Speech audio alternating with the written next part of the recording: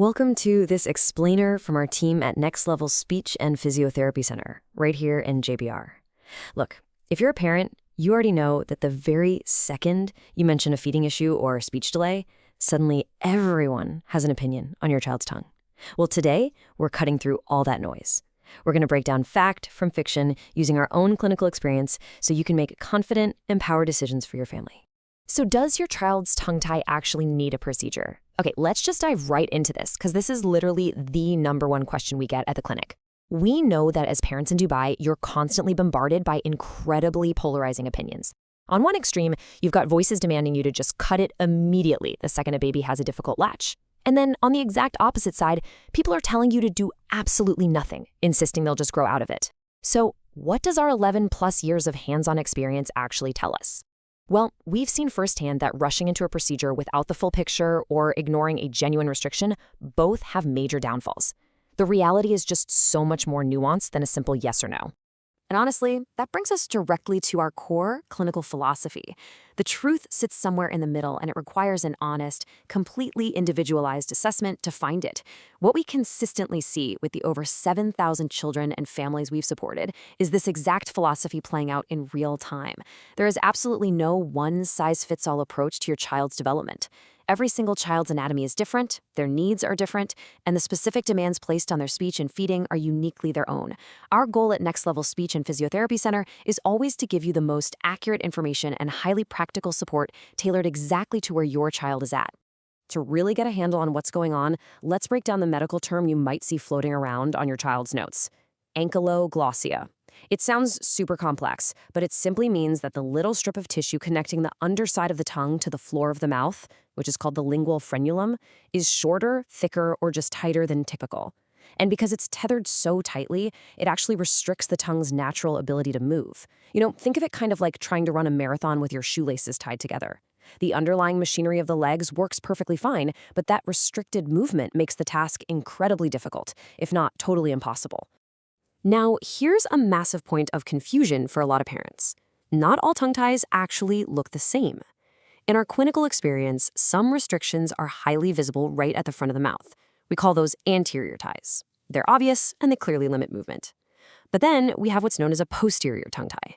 These sit much further back in the mouth, hidden right beneath the lining, which makes them incredibly tricky to spot if you don't have a trained eye.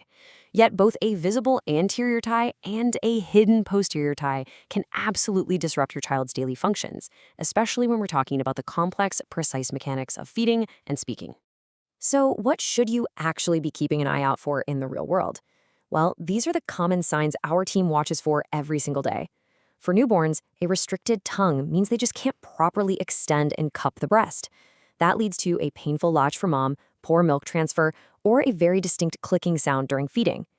As they grow into older infants, you might start noticing difficulty managing solid food textures, which, by the way, can frequently lead to picky eating. Then, in older children, we're looking for consistently unclear speech sounds, specifically the ones that require the tongue to elevate, like L, R, T, D, and S. Oh, and you might also notice the tip of their tongue looks kind of heart-shaped when they try to stick it out. If your child has had a past diagnosis and you still have ongoing concerns, these are the exact red flags that tell us we need to take a closer look. Now, I want to be super clear about something. The relationship between a physical tongue tie and actual speech issues, it's incredibly nuanced. This is a crucial takeaway. Not all tongue ties cause speech problems, and conversely, not all speech delays are caused by tongue ties. We literally see children in our clinic all the time who have a physical restriction, but they've developed perfectly clear speech because they've somehow figured out incredibly clever compensatory ways to produce those tricky sounds. And on the flip side, some kids have speech difficulties for reasons completely unrelated to their tongue. A proper assessment is truly the only way to establish that connection or definitively rule it out. This brings us to how we actually figure all this out. Notice our function over form approach here. When you bring your child to Next Level Speech and Physiotherapy Center, we don't just briefly look in their mouth and make some snap judgment. No way. We look at the structural form, the actual length and thickness of that frenulum to establish the anatomical baseline. But way more importantly, we assess functional movement.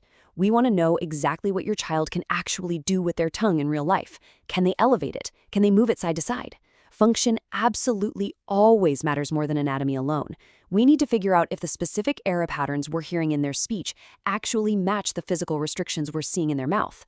So, if we do all that assessing, what's the actual game plan? Let's walk through our proven intervention journey. If our comprehensive evaluation points toward a procedure being genuinely necessary, and of course will naturally guide you to trusted medical professionals if it is, our intervention pathway kicks off. We strongly recommend step 1, pre-procedure therapy. This gives your child a huge head start by building awareness of where their tongue should even be. Then comes step 2, the procedure itself. And finally, step 3, which is arguably the absolute most vital component of the whole shebang, post-procedure therapy. And this next part, this is the reality check that catches so many families completely off guard. A surgical release of the tongue tie does not automatically teach the tongue new movement patterns. Imagine you've been driving a car with the parking brake on for years. Suddenly releasing that brake doesn't mean you instantly know how to drive flawlessly at top speed, right? Those old muscle habits and speech errors are deeply established. This is exactly what makes our structured post-procedure therapy absolutely essential. Without it, we often see children continuing to make the exact same speech errors simply because they need to be actively taught how to use their tongue in this entirely new, unrestricted way. Now, if you're sitting there right now thinking, oh man, my child is already 4 or 6 or 8, have I just waited too long? Please let me stop you right there and reassure you based on our extensive clinical experience, it is absolutely not too late. Older children can still make remarkable, genuinely meaningful progress. Because those incorrect speech patterns are a bit more established, sure, it might take a little more time and some consistent home practice. But with the right, compassionate, targeted therapy from our team, amazing improvement is completely achievable for sure. Which really leaves us with this final thought. We know this whole journey can feel super overwhelming, but you absolutely don't have to navigate it alone. Whether you live right next door to us in Dubai Marina or JBR, or you're coming over from JLT, Palm Jumeirah, Bluewaters, or the Greens, our dedicated team is here for you. We pride ourselves on providing the honest, clear, and highly individualized assessments that your child deserves. So ask yourself, what step will you take today to clear up the confusion and empower your child's development? The path to clarity really does start with a simple assessment. Are you ready to take it?